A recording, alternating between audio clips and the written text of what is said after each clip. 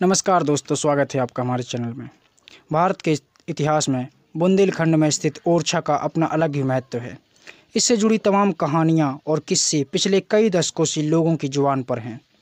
यहाँ के मुख्य आकर्षण केंद्र हैं यहाँ के मंदिर, जिनके लिए इसका इतिहास बहुत प्रसिद्ध है और ये मंदिर विश्व भर में जाने जाते हैं। आज हम आपको इसके मंदिर से जुड़ी हुई पूरी कहानियाँ बताएंगे और इसके मंदिर से जुड़ा हुआ इतिहास आपको बताएंगे। ओरछा का इतिहास 15वीं शताब्दी से शुरू हुआ था, जब इसकी स्थापना रुद्र प्रताप सिंह जी बुंदेला ने की थी, जो सिकंदर लोधी से भी लड़े थे। ओरछा में कई तरह के मंदिर हैं और उनसे जुड़ी हुई कई रोचक कहानियाँ भी हैं। यहाँ के इसी प्रकार जो सबसे प्रसिद्ध मंदिर है वह है राम राजा सरकार का मंदिर। यह बात उस समय की है जब ओरछा में मधुकर शाह नाम के राजा राज किया करते थे और उनकी पत्नी गणेश कौरी थी, जो कि एक राम भक्त थी। गणेश कौरी वर्तमान ग्वालियर जिले के कहरिया गांव के परमार राजपूत थीं। एक दिन ओरछा नरेश मधुकर शाह ने अपनी पत्नी से कृष्ण उपासना के लिए वृंदावन चलने को कहा, लेकिन रानी राम भक्त थीं, इसलिए उन्होंने जाने से मना कर दिया। क्रोध में आकर राजा ने उनसे कहा कि अगर तुम इतनी ही राम भक्त हो तो जाकर राम को ओरछा क्यों नहीं ले आती। रानी ने अयोध्या पहुंचकर सरयू नदी के किनारे लक्ष्मण किले के पास कुटी बनाकर भगवान की साधना शुरू की।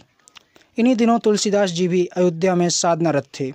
संत से आशीर्वाद पाकर रानी ने अपनी आराधना और भी दृढ़ कर दी, लेकिन रानी को कई महीनों तक प्रभु के दर्शन नहीं हुए। अंततः वो निराश होकर अपने प्राण त्यागने के इरादे से सरयू नदी में कूद पड़ीं। यहीं जल की अतल गहराइयों में रानी को राम राजा के दर्शन हुए। रानी को उसी नदी में राम की मूर्ति मिली। रानी ने अपने मन की बात भगवान से कही और भगवान ने ओरछा चलना स्वीकार कर लिया। किंतु राम राजा ने 3 शर्तें रखी थीं।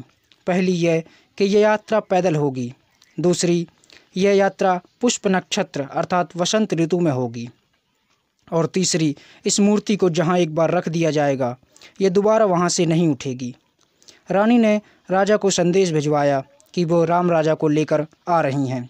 राजा ने राम को स्थापित करने के लिए करोड़ों की लागत से चतुर्भुज मंदिर बनवाया। जब रानी ओरछा पहुंची तो उन्होंने यह मूर्ति को महल में ही रख दिया और यह निश्चित हुआ कि शुभ मुहूर्त में इस मूर्ति को चतुर्भुज मंदिर में स्थापित कर दिया जाएगा। लेकिन राम की इस मूर्ति ने चतुर्भुज मंदिर में जाने से मना कर दिया, क्योंकि इसे जहाँ रख दिया गया था वहाँ से यह उठी ही नहीं। राजा ने बहुत कोशिश की, लेकिन मूर्ति नहीं उठी। कहते हैं कि राम यहाँ बाल रूप में आए थे और वे अपनी माँ के महल को छोड़कर मंदिर में कैसे जा सकते थे। राम आज भी इसी महल में विराजमान हैं। उनके लिए बना करोड़ों का चतुर्भुज मंदिर आज भी वीरान पड़ा है। यह मंदिर आज भी मूर्ति विहीन है। यह मूर्ति जिस महल में स्थित है उसे अब मंदिर में परिवर्तित कर दिया गया और उसे राम राजा सरकार के नाम से जाना जाता है। इस मूर्ति से जुड़ी एक कहानी भी आपको बताते हैं। जब राम वनवास गए थे तो उन्होंने अपनी माँ कौशल्या को अपनी एक बाल मूर्ति दी थी। राम जब वनवास से वापस अयोध्या लौटते हैं तो माँ कौशल्या ने वह मूर्ति सरयू नदी में विसर्जित कर दी। यही मूर्ति गणेश कुंवरी को सरयू नदी में मिली थी। यह विश्व का अकेला मंदिर है जहाँ राम की पूजा राजा के रूप में होती है। राम राजा मंदिर के चारों तरफ हनुमान जी के मंदिर हैं। यहाँ राम को ओरछाधीश के रूप में भी माना जाता है। सूर्योदय के पश्चात और सूर्योदय के पूर्व यहाँ राम को सलामी दी जाती है। यह दुनिया का एकमात्र ऐसा मंदिर है जहाँ राम को सलामी दी जाती है। राम राजा मंदिर के चारों तरफ हनुमान जी के मंदिर हैं। छड़धारी हनुमान, बजरिया के हनुमान, लंका हनुमान, इस प्रकार इनसे एक सुरक्षा चक्र के रूप में यह चारों तरफ से घिरे हुए हैं। ओरछा के अन्य महल, जहांगीर महल, बुंदेलों और मुगलों की दोस्ती का यह प्रतीक है। यह महल ओरछा का मुख्य आकर्षण भी कहा जाता है। अकबर ने अबुल फजल को शहजादे सलीम को काबू करने के लिए भेजा था, लेकिन सलीम ने वीर सिंह की मदद से अबुल फजल को मार दिया और वीर सिंह ने सलीम की मदद की। इसलिए खुश होकर सलीम ने वीर सिंह को यह महल उपहार स्वरूप दिया था। इस प्रकार यह मंदिर दोस्ती के लिए जाना जाता है। राजमहल, यह महल ओरछा के सबसे प्राचीन स्मारकों में से एक है। इसका निर्माण मधुकर शाह ने 17वीं शताब्दी में करवाया था। राजा वीर सिंह देव उन्हीं के उत्तराधिकारियों में से थे। यह महल छतरियों और आंतरिक भित्ति चित्रों के लिए प्रसिद्ध है। महल में धर्म ग्रंथों से जुड़ी तस्वीरें भी देखी जा सकती हैं। राय प्रवीण महल। यह महल राजा इंद्रमणि की खूबसूरत गणिका प्रवीण राय की याद में बनवाया गया था। वह एक कवित्री और संगीतकारा थी। मुगल सम्राट अकबर ने उनकी सुंदरता के बारे में सुना और उन्हें दिल्ली लाने का आदेश दिया। इंद्रमणि के प्रति प्रवीण के सच्चे प्रेम को देखकर अकबर ने उन्हें वापस ओरछा भेज दिया। यह महल उन्हीं की याद में बनवाया गया है। लक्ष्मी नारायण मंदिर। यह मंदिर 1662 में वीर सिंह देव द्वारा बनवाया गया था। इस मंदिर में सत्रकुड़वी 19वीं शताब्दी के चित्र बने हुए हैं। चित्रों के रंग ऐसे लगते हैं जैसे वो हाल ही में भरे गए हों। मंदिर में झांसी के लड़ाई के दृश्य, भगवान कृष्ण की आकृतियां भी बनी हुई हैं। चतुर्भुज मंदिर। इस मंदिर से जुड़ी हुई कहानी हम आपको पहले ही बता चुके हैं। यह वही मंदिर है जिसे मधुकर शाह ने भगवान श्री राम की स्थापना के लिए बनवाया था, लेकिन वह महल में ही बैठे रहे और वहां से वो मूर्ति नहीं हिली, इसलिए यह मंदिर आज भी वीरान पड़ा हुआ है। राजमहल के समीप यह मंदिर चतुर्भुज मंदिर ओरछा का मुख्य आकर्षण है। यह मंदिर 4 भुजधारी भगवान विष्णु को समर्पित है।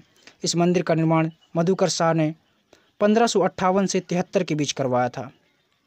मंदिर की प्रार्थना के लिए विस्तृत हॉल है। यह ओरछा में काफ़ी प्रसिद्ध है और भ्रमण के लिए जाना जाता है। फूल बाग। इसे बुंदेली राजाओं द्वारा बनाया गया था। फूलों का एक बगीचा है, चारों तरफ से दीवारों से घिरा हुआ। पालकी महल के निकट स्थित यह बाग बुंदेली राजाओं का आराम गृह हुआ करता था। आज के समय में यह पिकनिक स्थल के रूप में जाना जाता है। यह भूमिगत महल और 8 स्तंभों वाला मंडप है। यहाँ के चंदन कटोर से गिरता पानी झरने के समान प्रतीत होता है। सुंदर महल। इस महल को राजा जुझार सिंह के पुत्र दुर्भजन ने बनवाया था। जुझार सिंह से जुड़ी हुई एक कहानी भी आपको बताते हैं, जो बुंदेलखंड में बहुत प्रसिद्ध है और घर घर में सुनाई जाती है। यह कहानी है कुंवर हरदौल की। बात उस समय की है जब ओरछा के राजा जुझार सिंह हुआ करते थे और उनका एक छोटा भाई था जिसका नाम था कुंवर हरदौल। जुझार सिंह की पत्नी थी जिनका नाम था चंपा देवी। लोगों के बहकावे में आकर राजा को यह शक हो गया कि उनके छोटे भाई और उनकी पत्नी के बीच अवैध संबंध हैं और उन्होंने अपनी पत्नी को आदेश दिया कि वे हरदौल को विष देकर मार दें।